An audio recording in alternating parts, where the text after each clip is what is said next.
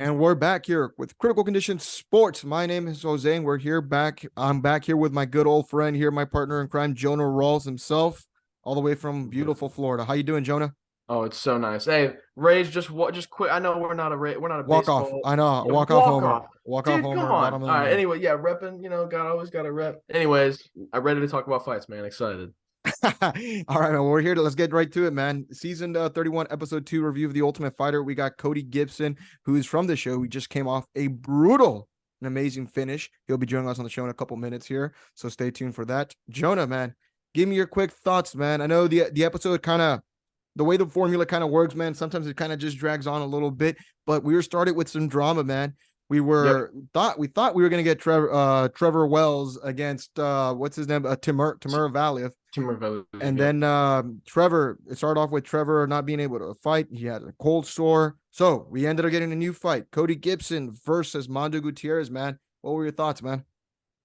I mean, the fight was even before the finish, which I'm sure we'll talk about. I was very impressed with the action. It seemed like it was nonstop. The pace was crazy. It seemed like someone was gonna fold, and unfortunately, I was a little spoiled by the UFC social media. Oh, no So way. kind of saw a little bit in advance, yeah. But so I kind of had an idea of what was gonna happen. But still, my goodness, I mean, what a perfect shot! Perfect shot. Can't spoil that shit, man. I know. Yeah, I saw the social media thing, and I was like, okay, man, the episode just aired like 2 hours ago. They already like threw it on their social media, but whatever. Beautiful shot. Beautiful shot. I thought we were gonna get two fights in one show for a split second there. I was like, oh, I, word. you same. I was like, word. Great Yeah. finish. We saw some heat, or drama kind of start folding on there between Landon Quinones and good old what is it, the Predator? Did I get Roosevelt, that? baby. Yeah. So we saw some beef there. I have a feeling that's not going to be the last time we see those two collide there, man. I'm very interested, but again, Landon Quinones still has to get through his fight, man, and he's got a very tough fight in Jason Knight. So we'll see. As you can see, some of the dramas unfolding. Um, Not much. I mean, we got to, I guess, see a little more in depth with Mondo Gutierrez and where he's from. We got to see Cody Gibson and his backstory. Those are always great things to see. Conor was getting a little lit. Conor was getting a little lit in Off the the house. proper. Off Do the you think he was proper. drunk? He might have been. Dude, the thing I is, think he was Connor, bro, feeling good. he was feeling good. He was feeling warm. Look, man, the thing with Connor is, bro, he's not driving anywhere. He's got Yeah, people to drive. Dude, why not? You're coaching, you're on tough, you're on tough, you've got your forged Irish stout, whatever you want to call it. Yeah, man, why not sip a little with the boys? Get a fresh fade from Lando or Mando. Mando fucking looks Yeah. like he can cut some badass hair. Oh yeah, yeah. He's got the chops, dude. Anything stood out for you on the show? Dude, this guy Jason Knight's so funny, bro. Why is that? two ti- two times I audibly laughed, like during the whole thing. Like I laughed out. I was watching it by myself. I just laughed out loud. Is one when he was Roosevelt was beefing with what's the guy's name? With Landon Quinones. Landon. My dark When horse, Roosevelt, man. My dark yeah. horse in this. Oh, yeah. He looks like a good prospect. When he was beefing with Landon, and then Jason Knight turns around and he's like, "I'm just trying to eat my stir fry, man." Yeah. I was kind of weak at that. And then when Connor was like talking with them or whatever, and he was like, "I'm missing my son's baseball tournament." Yeah. I thought that was so funny, dude. I'm so excited for him. He's a scrapper, dude. It's going to be a great fight. It's a great season. We got Cody Gibson joining us on the show shortly. My next guest here, he's a professional mixed martial artist with a record of 19 wins with 8 losses. This man is an A's fan. He is a Raiders fan. He is a badass mixed martial artist. Got some badass haircut. You can catch him on Tuesday nights, folks, under the Ultimate Fighter Season 31. He's coming off a hellacious win over Mondo Gutierrez. Ladies and Woo. gentlemen, Cody Gibson. How you doing, Cody? Doing good, man. Just wrapping up the day. Awesome, brother. So you're in Cali, right? Yes, sir. Awesome, man. Well, thank you for taking the time to talk with us here, man. We've been talking about the show. Excited to have you on, man. Thank you. Yeah, for sure. I always like talking to people about fist fighting. Absolutely, man. So how's life been for you, man? Because I guess we weren't expecting your fight to happen when it happened last night with it air, man. Did you have any idea that was going to happen, or did they just keep you in the dark with everything? No, they told me in advance because I had like interviews lined up and stuff for like the after show and stuff like that. Um, and we get the recording of the fights the day we get them on Monday. They Okay. send us like a private recording so we could watch it before it airs. Oh, okay, Uh, sweet. so that's cool. Me and my wife always watch it on Monday night, and it actually works out better for my schedule because I'm in the gym the time it airs on Tuesdays, so I never am home to watch it, like live or Yeah. anything. So yeah, it works out. Do you get a lot of how's life been for you since coming back from filming the show? Just back to normal life, man. Just I'm a I used to be a high school, now I'm a middle school teacher. So we, wrap up the school year this Friday. So I'm ready to get the hell out of there. Yeah, that's awesome. Jonah, you have a question for Cody? Yeah, man, dude. Okay, so being a teacher, as you can see, my cat just jump on my headboard there. What subjects do you teach, man? That's awesome. I taught history, AP US history and economics Oh, dude, that's for like awesome. 8 years, and then I was that's what I went to school for, and history is kind of my wheelhouse. And this I was commuting about 45 minutes from where I lived to where I worked, and so I was kind of just tired of doing that. And so a job this last summer popped up just locally, just down the road for me, um, teaching middle school PE. Uh-oh. And so it's been a transition to work that it not having to do that hour and a half of commuting a day saves me that time. Yeah. More time to be in That's the awesome. gym. Yeah, yeah, exactly. Jonah, your next question. Oh man, dude. Okay, so obviously, I mean, the fight, I mean, it played out good. I'm talking about your fight out on Tough, of course. How like when you landed it, did you expect, I mean, it looked like it was flush, like it was a nice clean, like nothing follow-up was needed, but he like did not go out. Were you shocked at like when you hit it that he didn't just go out? Like it looked like it landed so clean. I was shocked he even stayed in it. Yeah, it's you never know. Sometimes you land a shot, you think like, oh, that was a shot, and like they don't even react. And then other times, like Yeah. something that feels like wasn't even like full power, and it knocks the guy down or knocks him out. So it's kind of yeah, I don't know. People are making fun of my hammer fist at the end, but I mean Oh, that's you just go ape shit. You're like, hey, Dude. you see an opening to finish the fight, you're just like, whatever it takes, man. Yeah, man, you got to get the guy out of there, man. You got to punch your ticket. Yes, sir. So I, yeah, I wasn't. I mean, it was yeah. What's funny is that I throw that strike all the time in training, and I've thrown it a couple times in fights. I fought John Dotson a couple years ago, and I threw a flying knee on him, a running flying knee, and I didn't land it flush. I landed yeah. like on his collarbone, but I've thrown it before. One of my old training partners from years and years ago, after he saw the show last night, he sent me a video from like literally 10 years ago. And we're like drilling stand up together. And I like throw that switch flying knee. And I was like, shit, I guess I've been working on that one for a while. How crazy did your adrenaline pump, man, when you hit that knee? Oh, man, it all happened so fast. That's the way it goes sometimes. But I'm glad I ended it when I did because I banged up my knee pretty bad, as you're going to see here in the next couple episodes in the fight. And yeah, so I'm glad I got out of there before the pain started to really set in. Hell yeah, hell yeah. Now, so what was it like, man? I mean, you fought at the Apex, you fought in front of Connor, Dana, Michael Chandler, right? Some big names there. I mean, did it feel anything different than just any other fights? I mean, you've been in a lot of them. Did it feel any different for you? I mean, it did and it didn't. It did in the sense that, I got cut from the UFC 8 years ago. Yeah. And so most of the guys on the show, even, all the veterans that were there, most of them had been in the UFC within the last like year to 2 years. And so I was the one who was like, oh yeah, back in 2014, 15, like, and I've just been grinding on the regional scene for 8 years since. I've fought like I main evented in LFA. I fought for that Eagle FC when Khabib came to America Yeah. for a bit. ex MMA over on that's where I fought one of my Miami fights in South Carolina. So just different promotions, but it's just been sometimes hard to find fights. Sometimes I've had injuries and surgeries in that 8-year time, and COVID happened in that time. So I mean, Yeah. time flies, man. So it was nerve wracking. I remember, one of the things that was interesting about the show was, and I'm not a big Conor McGregor fan. Me and him didn't really see eye to eye most of the show.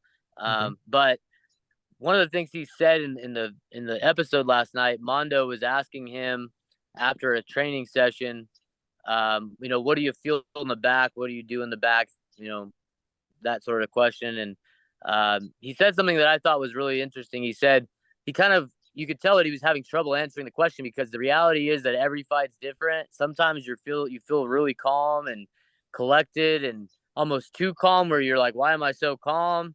And then other times you're like overly nervous.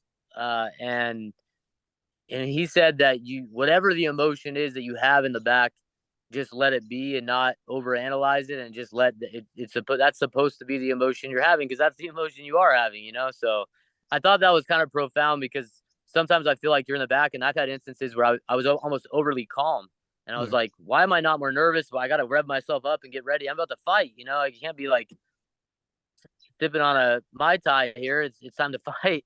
And other times, I've been really nervous, and in this time in particular, maybe just because of the gravity of the situation and how much 8 years of trying to get back, and finally I got my shot back, and I've got to make it count. And so I was really nervous. I had a really tough weight cut. So yeah, it was a lot of nerves just kind of rushing through you. There are a lot of emotions. So definitely started to settle. Hey, Franklin. Sorry, my dog's going crazy at the UPS man.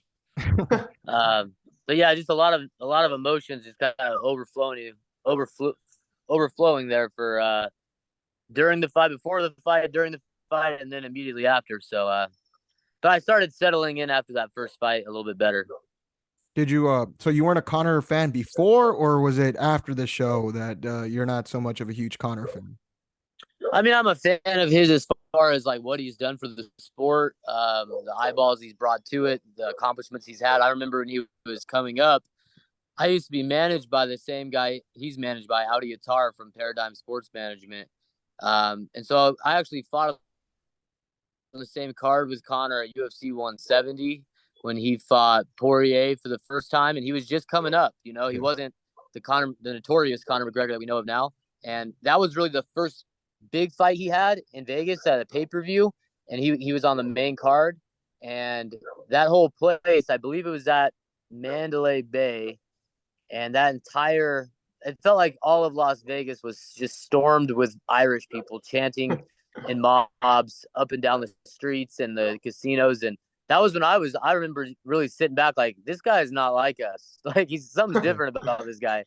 And obviously he went on to have the career that he's had. But just as a man and a person, I'm not a big fan of his. As a fighter, I respect him. I've always tried to emulate his skills in the gym. How does he move? What are things I can pick up from him? Things like that. Of course, you've got to respect him, but just not as a man or a man, I guess. It feels like a lot of people are trying to soak in being in his presence there on the house, whether it's on the show. Of course, Conor's a big figure. Am I right by saying that? Because it just feels like obviously everyone's just trying to gravitate, and I guess whether it's trying to soak up his knowledge, in that capacity. Is there truth to that? Yeah, I mean, I think everybody in the house knew that he's a special fighter, and if they could take something from him, and he's said things before that have stuck with me that I remember after his first fight with Nate Diaz when he got upset. They were Megan Olivia, what's her name? Megan Olivia or whatever her name is. Olivia, yeah. You know what I'm talking about? Yeah. She was like walking with him right after the fight, interviewing him. And he said something about, energy systems and how he didn't manage his energy systems. And like that stuck with me because sometimes I've gone into fights and been in such phenomenal shape. But if I don't manage my energy systems in the fight, then it doesn't matter how good your shape you came in. Yeah. And so things like that, there's things that have stuck with me. So I think you're right. I think a lot of the fighters or most of the fighters in the house, tried to gain something from him in conversation, at least. We never really saw eye to eye in the house. We had a couple of altercations, and yeah, I tried to stay away from him more or less. Jonah, And your then what? question. Oh, was that? Go ahead. Sorry. No, Jonah, you have a question for Cody? Oh yeah, man. I mean, we talked about Connor, and what it's like to be around him, but Michael Chandler, I mean, you said in the show tonight, or excuse me, yesterday when it aired, the confidence that he instills. It's kind of a joke, like with the MMA community, like, confident Michael Chandler, inspirational Michael Chandler. Is he like just like that in person, like always being like thoughtful and motivational and inspiring to the team? Yeah, and I know it comes off. I know it's kind of a joke in the MMA Twitter community kind of world that like some of it can get corny, Yeah.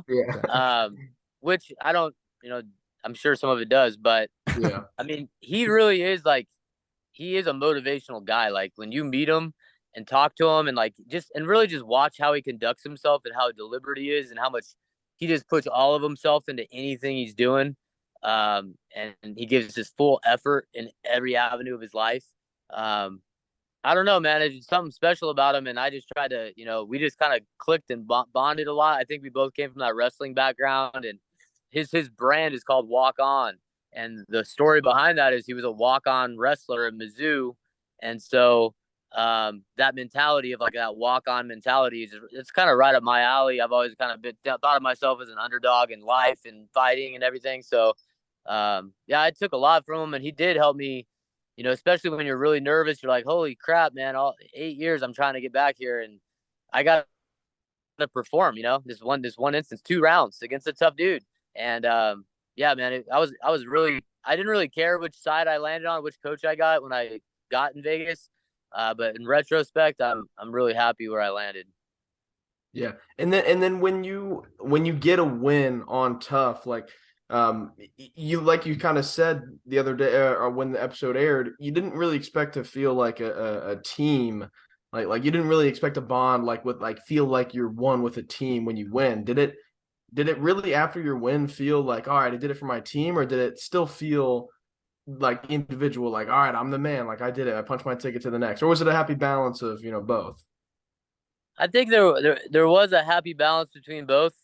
Like I said on the show, like I really didn't think. Like I would watch the seasons of The Ultimate Fighter, and you would see the guys in the bleachers or on the little stage in the fights, cheering their guys on, and then I always thought it was goofy. Like you've known this dude for like 2 weeks. Like why are you cheering him on? Like the team aspect of this whole thing matters. But I think it's similar to like obviously I'm not going to compare it to it, but like a military or a team, like a wrestling team or any team, if you go through the trenches with someone, if you go through an experience with a group, there's a bonding that occurs very quickly. And we were all that whole experience was not only physically challenging and obviously the fighting and all that stuff, but mentally, they cooped us up in a hotel for 2 weeks before we got on the show, and we were stuck in our rooms without a key. I mean, by yourself in a little dinky hotel room, and it was like, are they trying to like mess with our minds right now? Like, you know what I mean? Like, dinky, no sweets, man, or anything. No, they weren't dinky. They were fine. They were right by the airport, and they were like standard, hotel rooms and everything. And they had a little gym we got to go to twice a day. That was literally the only thing we got to do is work out twice a day by ourselves. Like I went on a run. I literally probably put in 70 miles, 80 miles in those 2 weeks because what else am I going to do? Like you could only freaking, pump the little bit of dumbbells they had in the gym, so much before you're like, I got to do something else. So I was running. A lot of us were running. I was like Steve Prefontaine out there, man. Cody, I gotta ask, man. I mean, living in the house, man, and I've asked this to previous people on there. Well, you don't have to say names, habits, or any of that stuff, man. But living with people, man, I think living with strangers, man, I'd go crazy, man, just because I can be such a like neat freak and stuff. I like things in my house put a certain way. Any of that shit drive you crazy, man? It did. The young guys, the guys without kids and families. Yeah. And like, they didn't clean after themselves very well. And Okay. I mean, that you got 16 guys in the, I mean, even though it was a big, like, crib style house, like, it just got like, that's what I thought was funny about the first episode when they showed the house, and it looked like an episode of Cribs, how they're Yeah. showing like room from room, and it looked like just such a badass house, and it was. All those amenities were there and all that stuff. But from how I remember it, I just remember it being so grimy, like all Yeah. the time, just dirty. Um, just so much, and everybody cooked because they gave us whatever we wanted food wise from the grocery store. So guys were just always, and there's nothing else to do, I think, too. Yeah. So guys are just cooking all the time and not cleaning up after themselves. So yeah, man, you'll see as the season goes on. I was the guy who was like most on the young guys about that, and I anticipate, I didn't get too like pushed out of shape about it because I kind of anticipated it. Yeah. Like so I kind of was bracing myself for the experience and that part of it. So I didn't like get too pushed out of shape, but it was definitely annoying, for sure. Did because you're married, you got kids and stuff. Was there anything maybe your wife told you before you went over there? Because obviously living with your wife and your family is different than living with a bunch of strangers out there. Was there any advice? Shout out to your wife, but was there anything that she told you that kind of just kept you calm while you're over there?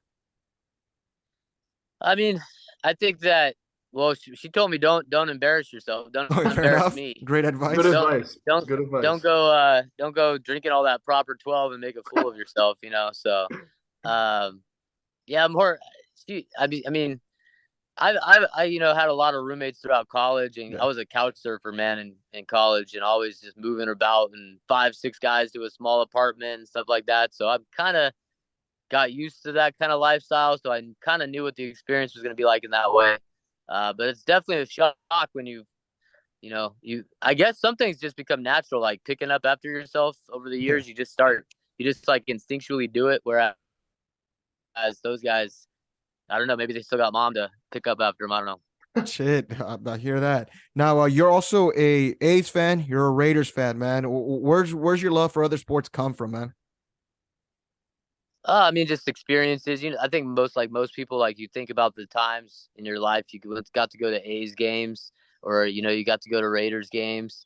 And we actually had a AAA ball team in my hometown that was the feeder team to the Oakland A's at the time when I was growing up.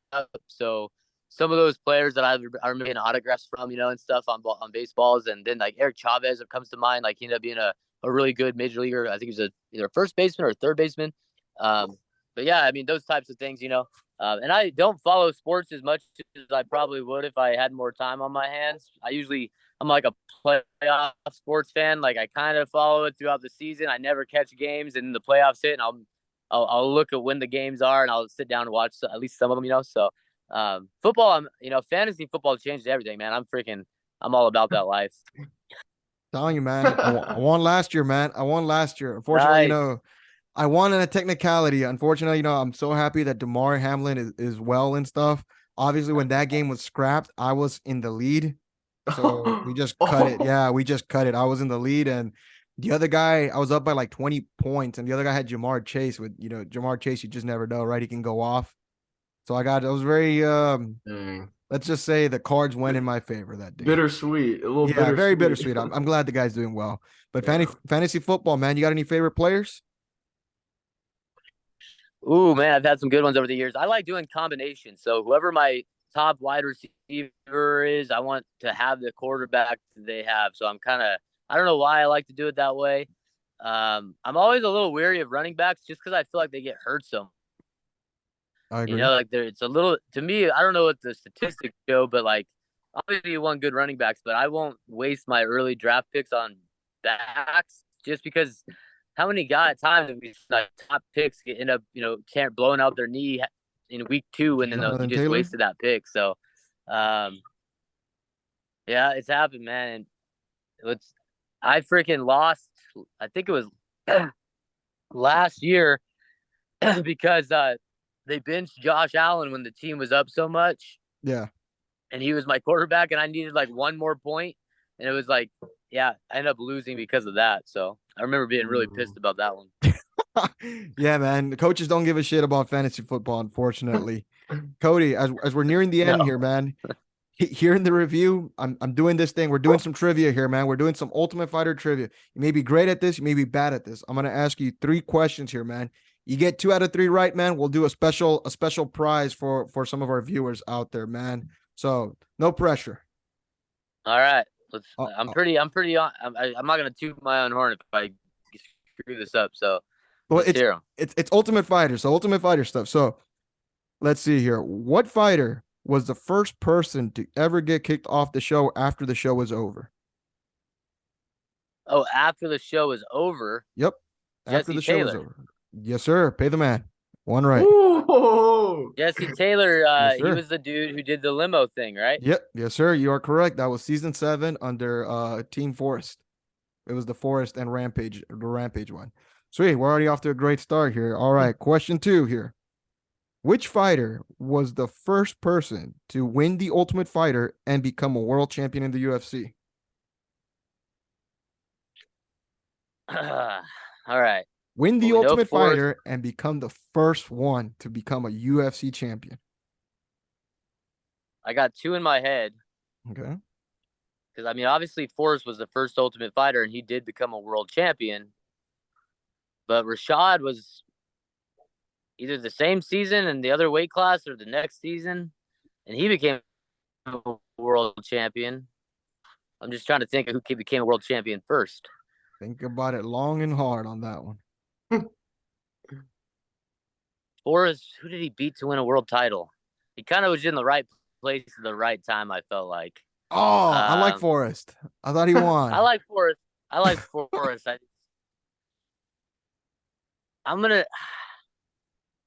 I'll go with Forrest Griffin. That is unfortunately incorrect. It was Matt Serra. Matt Serra won season 4 of the Ultimate Fighter and beat GSP. Biggest upset. I think one of the biggest upsets in UFC history. I guess that makes sense because it would have taken Forrest or Rashad a few years in the UFC, before they. So Forrest won the world championship after coaching season 7 of the Ultimate Fighter against Rampage. And what about Rashad? Was he after him too? Rashad actually beat Forrest to become champion. Oh, okay. Yeah, I was a little salty on that one. Speaking of Rashad, so Rashad Evans won season 2 of the Ultimate Fighter. This is the third and last question. So Rashad Evans won season 2 of the Ultimate Fighter. Under which weight class did he win the show? A, heavyweight. Oh, heavyweight. All right, man. All right. He wins. All right. You got 2 out of 3. 2 out of 3, man. And just for that, man, we're gonna give a good old, I'd say a Total Wine and More. I don't know if I can ship out a bottle of proper 12 to a listener out here, but we'll hook him up with a bottle. You got to be at least 21 years old. We'll be posting this on our Instagram on there, and we'll raffle out a bottle. Thanks to Cody Gibson. Cody, awesome, man. It was a hell of a time being able to chat with you, my brother here. Is there anything you want to let the audience know before you sign off? Oh man, just appreciate everybody watching. Last time I was in the UFC, it was like 2014, 15, and like social media wasn't what it is today. Like everybody just like had Facebook and talked to their grandmas. Yeah. And now it is obviously blown up like it has. And so it's been a little bit overwhelming for me because I'm not I'm not too good at it and like trying to figure it out and like that sort of stuff.